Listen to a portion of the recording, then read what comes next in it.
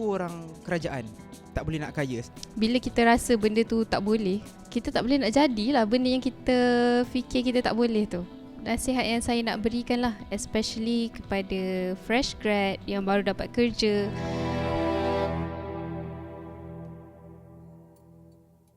Ada tak perkara yang bermain di fikiran doktor tentang perkara-perkara negatif berkenaan dengan duit? Sebenarnya itu satu poin yang menarik lah Hakim Sebab banyaknya yang dipaparkan dekat macam berita, kat artikel, banyaknya orang yang berduit ni orang yang corrupted, orang yang abuse the money lah. Tapi daripada kacamata macam seorang macam saya lah, kerja government, saya rasa sebenarnya orang kerja government ni tak boleh kaya, tak boleh jadi millionaire. Jadi bila kita rasa benda tu tak boleh, kita tak boleh nak jadilah benda yang kita fikir kita tak boleh tu. Doktor cakap, aku orang kerajaan, tak boleh nak kaya. Saya faham. Kerja kerajaan ni saya faham. Dia kena ada satu tempoh tahun bekerja, 15 tahun baru dia naik. Ya, betul. Saya cakap je. Okey, baik. Disebabkan keadaan tu, apa kesan kepada doktor? Sebabkan berfikiran sedemikian, maksudnya benda tu corrupted dan sebagainya, doktor punya tindakan apa? Waktu saya PJJ tu, and actually saya dah ada rasa tekanan perasaan masa tu lah.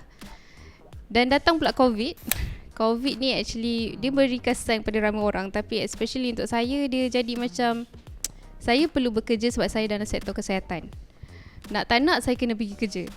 So anak ni kalau dia sesama sikit, demam sikit, so saya tak boleh bawa dia orang pergi ke taska lah. Tapi bab kerja pula,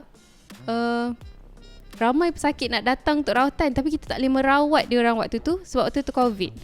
Bayangkan semua orang tutup mulut dengan face mask, datang kat doktor gigi, you kena buka face mask tu. So kita terdedah dengan that risiko of jangkitan, dan kita bawa balik rumah, jumpa anak-anak kecil kita dan parents kita. So benda-benda tu buatkan saya terfikir yang saya perlu ada that alternative, that option untuk keluar daripada cabaran saya masa tu lah. Dah berapa rumah ada tu? Aish, Boleh share tak berapa banyak rumah ada tu? boleh reveal ke ni? Boleh reveal ke? Apa yang saya boleh cakap, Alhamdulillah setakat ni saya ada dalam 4 biji rumah. So walaupun macam tak sebanyak property guru kat luar sana, ada berbelas-belas, ada 20, tapi saya punya intention lah mainly untuk bantulah actually kawan-kawan saya yang tak pernah start, tak pernah terfikir untuk invest dalam property, nak guide mereka lah sebagai seorang rakan. Saya tengok doktor sekarang dah banyak berubah lah, dah jadi property coach pula kan. Apa perubahan yang doktor alami lah sehingga sekarang? Apa yang berubah tu adalah, first saya ambil tindakan untuk saya reapply balik untuk actually transfer kepada tempat kerja yang dekat dengan suami, sebab suami pun apparently kerja kerajaan. So dia lagi susah untuk bertukar tempat kerja. So tu menyebabkan saya reapply balik. So Alhamdulillah masa actually tahun lepas November, saya dapat tukar ke tempat kerja yang dekat sangat dengan dia lah. So itu one of the thing yang saya rasa menyumbang pada saya punya perjalanan property coaching ni. So dia lebih mudah lah sebab ada support. Satu lagi benda yang saya buat ialah saya join kelas online kewangan Dr. Adam Zubir. Jadi apa yang salah satu program dan kelas yang Dr. Adam Zubir buat adalah masa tu Master Your Riches MYR. So apa yang saya buat dapat masa tu, sebab saya macam saya share dengan Hakim tadi, saya nak belajar pasal duit. So kelas MYR ni dia mengajar saya satu benda yang saya rasa aha moment lah untuk saya, benda yang sangat important. Saya ingat duit ni pasal duit je, saya tak pernah kaitkan duit dengan mindset tau. So saya rasa MYR ni sangat bagus in terms of sebenarnya ubah kita punya mindset dulu. Sebenarnya bila mindset kita dah betul, baru kita punya pergerakan duit tu jadi lebih betul lah. Maksudnya kita punya savings bertambah, kita punya investment bertambah, macam tu. So lepas tu saya tak berhenti kat situ je. saya join lagi kelas Dr. Adam UTS ataupun Unit Trust Society sebab saya nampak ini ada peluang untuk cari duit lagi. In terms of passively lah, sebab saya tak boleh sebab saya dah kerja 8-5, jadi saya sukalah kalau ada passive income melalui unit trust. So saya belajar lagi dengan under kelas Dr. Adam. Selain daripada tu, saya pun ada join kelas dia saham, I think SPL, kelas dia. And saya agak seronok lah sebab saya tak pernah join saham. So that class sebenarnya a good exposure untuk saya untuk belajar tentang saham. Jadi saya nak tanya lah doktor, kenapa Dr. Adam Zubir ni? Macam mana orang dia? Apa pandangan doktor dekat dia? Sebab doktor masuk kelas dia berkali-kali.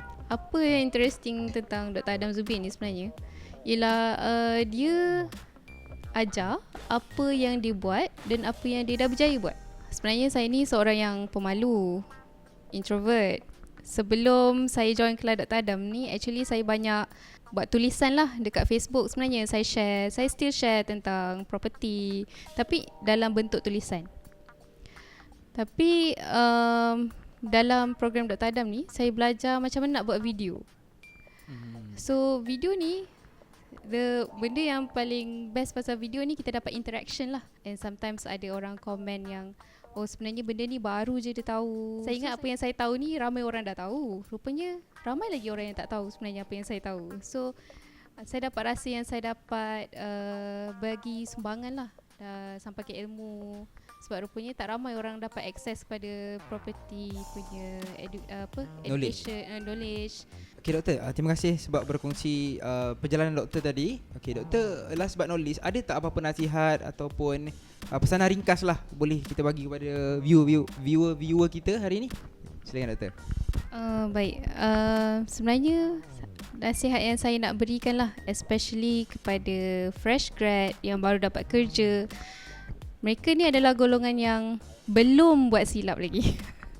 So saya sangat-sangat sarankan actually untuk kita sama-sama upgrade kita punya knowledge pasal kewangan. Dan sebenarnya bukan pasal kewangan je, pasal mindset, pasal skill, kita punya knowledge. So sama-sama upgrade ni sebab ilmu ni luas. Saya sarankan untuk belajar pasal kewangan ni peringkat awal sebab you guys memang ada aset yang sangat berharga, iaitu masa lah. Masa muda kalau kita start off betul, memang to the moon lah jawabnya. Nak mengubah hidup macam Sakinah? Join Money Level Up. Klik link ni bawah sekarang.